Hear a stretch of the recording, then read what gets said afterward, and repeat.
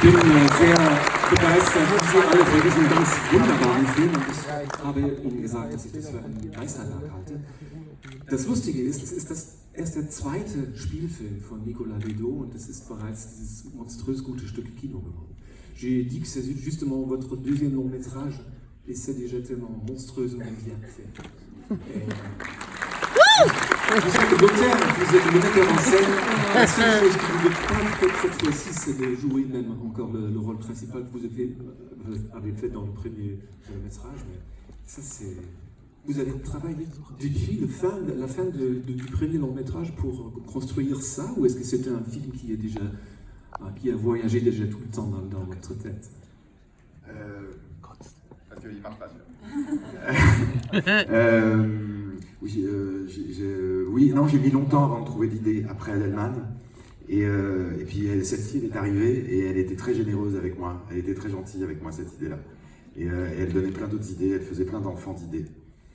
Also er sagt, ich habe nach dem Film Adelman, der ist erst 2017, glaube ich, erschienen, 2016, 2017, Monsieur et Madame Adelman, sein erster Film, habe ich sehr intensiv über diesen Film nachgedacht und die Idee zu diesem Film war sehr, sehr großzügig. Sie hat sich ganz schön gezeigt und sie hat immer wieder neue Ideen produziert, die sehr schnell hinterherkamen. Et si j'ai pas joué le rôle que joue Guillaume Canet, alors que je me suis un peu inspiré de ma vie, c'est parce que Doria Tillier avait très envie d'embrasser Guillaume Canet. Der Grund, warum dieser Guillaume diese Hauptrolle spielt, liegt eigentlich nur daran, dass Doria Tillier ihn unbedingt küssen wollte.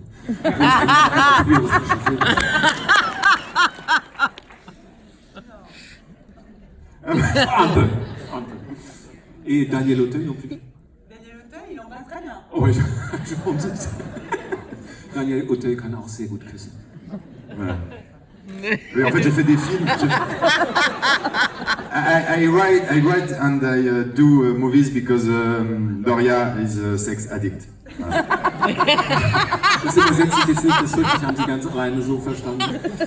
Pour devenir sérieux, justement, pour une toute petite seconde, ça me rappelle un peu, c'est une improvisation, une variation sur Shakespeare. Toute la vie, c'est une scène, et les hommes et les femmes, c'est justement des acteurs.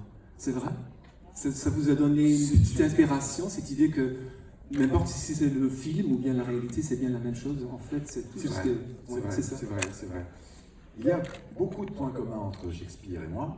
Wir haben viel gemeinsam, Shakespeare und ich. Ich habe auf dieses Zitat von Shakespeare angespielt. Die ganze Welt ist eine Bühne. Le mec ne s'en remet pas de quelques applaudissements. Oui, c'est vrai que je pense que, et c'est pas pour la flatter parce qu'elle est là, mais je pense que le personnage de Victor, qui est joué par Daniel Auteuil, il croit à cette histoire, il croit à cette entreprise, il croit à ce simulacre, à cette mascarade, à partir du moment où elle entre. Et il sait que c'est pas vrai, mais comme il le dit, je sais que tout est faux, mais c'est pas désagréable. Et je pense que la société de Guillaume Canet, elle fait un petit bout du chemin, mais que c'est son cerveau, sa mémoire, son cœur qui termine de colorier le dessin. Es ist einfach ein Spiel mit der Erinnerung und mit dem, woran dieser Victor, diese Hauptrolle, die Daniel Auteuil eigentlich glaubt. Er weiß irgendwie, dass es so nicht wirklich ist und er weiß natürlich immer, dass es fake ist, aber in dem Moment, wo sie die Szene betritt, weiß er, dass es eben doch irgendwie real ist und die Geschichte fängt an, für ihn sehr wirklich zu werden. Und auch diese Mise en scène von dem Guillaume und von diesem wunderbaren Team, die geben ihm die Illusion, dass das stimmt, die helfen ein bisschen nach, aber im Grunde ist es seine eigene Fantasie, die ihn dazu bringt, diese Realität für wahr zu halten. Je voulais juste dire quelque chose. Je voulais dire que j'ai écrit ce film pour mes parents, pour beaucoup de gens autour de moi, et même des gens de ma génération qui sentent une sorte de vertige par rapport au changement de logiciel, à la fois technologique, politique, sociologique que l'on vit, qui est à la fois réjouissant et parfois très déstabilisant. Et j'avais envie d'envoyer mon père, mon parrain, des amis à moi, dans une période qui leur redonnerait leur orgueil, leur beauté, leur talent. Also ich möchte diesen Film eigentlich, oder ich habe diesen Film sehr stark auch für meine Eltern gemacht und für die Menschen dieser Generation, die in dieser Gegenwart, in der wir jetzt leben, ein bisschen innerviert sind von dieser überbordenden Elektronik und all diesen digitalen Welten, die es jetzt gibt. Und ich wollte ihnen einfach gerne die Möglichkeit geben, oder mein Wunsch wäre eigentlich, meinem Vater und meinem Patenonkel und alle möglichen Leute wirklich in diese Zeit zurückzubeamen, in der sie sich am allerwohlsten gefühlt haben, weil ich glaube, dass ihnen das so viel Kraft geben würde, mit Stolz und Freude dieses Leben, wie es jetzt ist, wiederzuleben. Voilà. Ça c'était plus ou moins la J'ai bien sûr aussi une question pour Gloria, parce que le metteur en scène, qui est bien votre amant, votre ami, votre amour, votre grand amour, est-ce qu'il était aussi dur que Guillaume dans ce film, de temps en temps? Die Frage ist er als Regisseur manchmal so demanding und anstrengend und furchtbar und wundervoll wie Guillaume in dem Film? En vrai, pas sur ce film-là. Je pense qu'il s'est inspiré peut-être de scènes qu'on a vécues sur le premier film. C'est vrai que parfois, de temps en temps. Il était de temps en temps, enfin je sais plus, mais un peu exigeant. Nein, ich glaube, er bezieht sich da eher auf den ersten Film, den wir zusammen gedreht haben, weil da war es ein bisschen so, dass er manchmal ein bisschen genervt hat. Aber jetzt war es eigentlich gar nicht so. Mais franchement, sur ce film-là, ça n'a pas été le cas du tout. Et il était très généreux. On était tous ensemble dans la même optique de faire un beau film, et je crois qu'on avait tous compris ce que voulait Nicolas. Donc il n'y a pas eu de problème. On avait tous envie de se battre, de tourner des heures s'il fallait tourner des heures.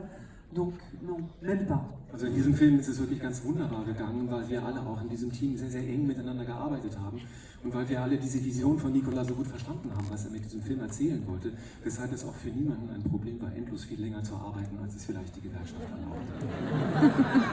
Vous avez travaillé beaucoup plus longtemps que la société ou bien la CGT ou la CFT voulaient vous permettre de tourner.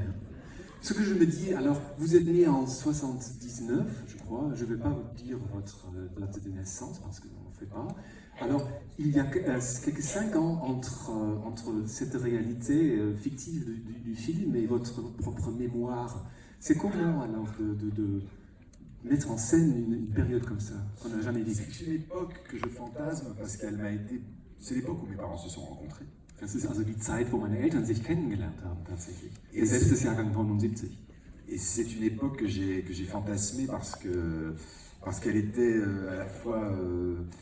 c'était une sorte de vivier, de débat, de construction intellectuelle politique autour de la place des femmes, de l'avortement, de l'abolition de la peine de mort qui murmurait déjà des choses.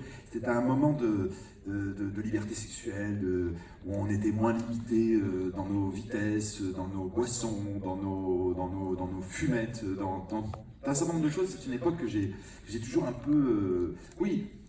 fantasmé, alors que je ne l'ai pas connu. J'ai la nostalgie d'un inconnu. Also ich habe die Nostalgie eines, der es eigentlich nicht gekannt hat persönlich, aber wie gesagt, es war die Zeit, wo meine Eltern sich kennengelernt haben. Es war eine sehr viel libertinärere Zeit als die heutige, wo man einfach mit Trinken und mit Rauchen und mit all diesen Dingen, wir haben es ja nur noch hinreichend gesehen, noch sehr viel freizügiger umgegangen ist und wo die sexuelle Befreiung der Frau irgendwie eine viel größere Rolle gespielt hat, wo es intellektuelle Debatten gab, wo einfach das geistige Klima irgendwie sehr vif war und sehr präsent. Und das hat mich einfach irgendwie sehr, sehr berührt. Il y a une chose marrante que je trouve parce que 11 jours après ce fameux 16 mai, c'était Monsieur Jacques Chirac qui est devenu Premier ministre de la République française pour la première fois, et après il était président pour quelques douzaines d'années. Alors il est un peu comme Helmut Kohl pour nous, ou pour Angela Merkel pour nous maintenant. Alors ça c'était toute votre vie, et aujourd'hui il se meurt. Juste yes, he had watched this movie 2 days ago, and he was wow. And jetzt wissen wir, woran Jacques Chirac gestorben ist heute. Ich habe ihm erzählt, das ist ja so lustigerweise 11 Tage nach diesem 16. Mai, der in dem Film so eine große Rolle spielt. 1974 ist Jacques Chirac, habe ich eben noch mal kurz nachgegoogelt, ist Jacques Chirac zum ersten Mal Premierminister geworden in Frankreich und dann irgendwann in den 90er Jahren 12 Jahre lang Präsident der Republik Frankreich. Und ist im Grunde so eine Art Helmut Kohl oder Angela Merkel für ihn, weil in seiner ganzen Jugend gab es keinen anderen als ihn. Und er sagt, na gut, vor 2 Tagen hat er den Film gesehen und das war so umfassend, umwerfend für ihn, dass er prompt gestorben ist. Non, j'ai fait de l'humour sur quelque chose de grave. On en parlait tout à l'heure avec Doria, c'est toute notre vie en fait. Comme vous avez vécu, vous, je ne sais pas quel âge vous avez, mais vous avez vécu avec Kohl et Merkel.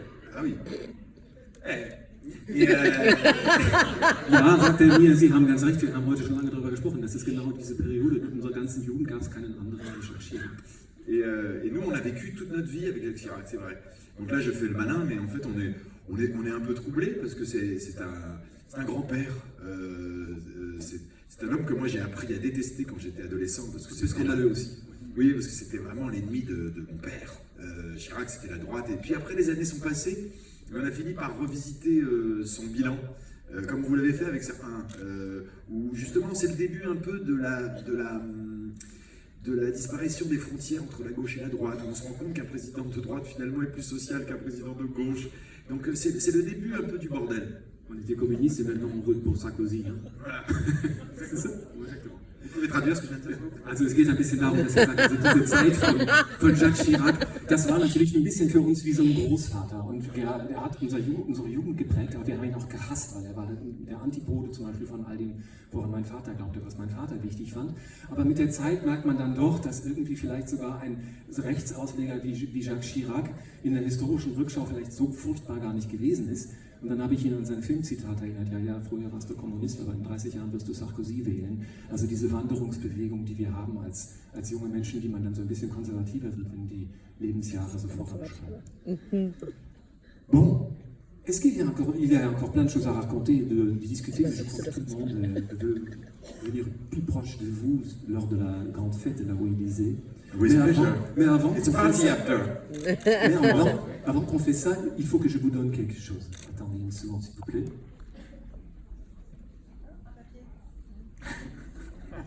C'est un papier en jaune avec le portrait d'un metteur en scène qui vient de Myanmar, qui s'appelle Min Tin Koko Ji. Et lui, il a été arrêté, il est en prison pour 1 an, il est très malade. Et Filmfest Hambourg est assez fier d'être un Filmfest assez politique. Et on a décidé, au lieu de vous donner des fleurs comme remerciement, on vous donne ça comme document qu'on a donné, je crois, 15 € pour vous. Et ça sera la même chose pour tous les metteurs en scène, pour toutes les actrices et comédiennes qui vont venir sur scène pendant ces 9 jours du festival. Bravo. Ouais, voilà. Also das ist diese, Albert hat ja vorhin schon kurz darauf hingewiesen, es geht.